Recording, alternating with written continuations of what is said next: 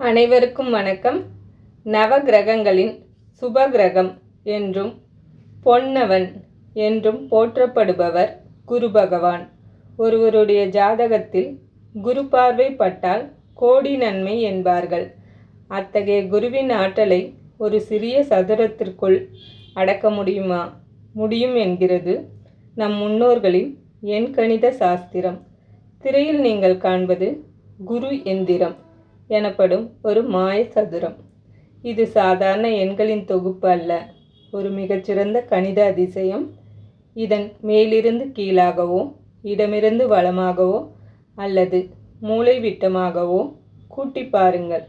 ஆச்சரியமாக விடை 27 என்றே வரும். ஜோதிட ரீதியாக இந்த 27 என்ற எண் வான்மண்டலத்தில் உள்ள 27 நட்சத்திரங்களை குறிக்கிறது.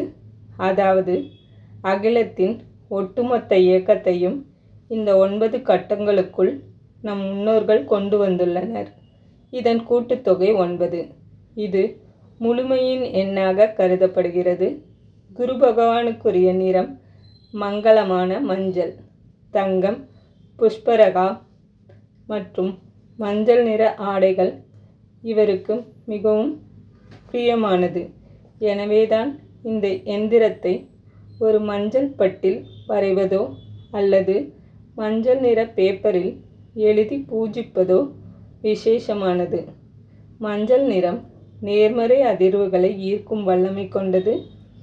கல்வியில் கவனம் தேவைப்படும் மாணவர்கள், பொருளாதார தடையால் அவதிப்படுபவர்கள் மற்றும் திருமண தடை, புத்திர பாக்கியம் வேண்டுபவர்கள் வியாழக்கிழமை காலையில் குரு ஓரையில் மஞ்சள் மலர்களால் அர்ச்சனை செய்து இந்த எந்திரத்தை தியானித்தால் குருவின் அருள் பரிபூர்ணமாக கிடைக்கும்.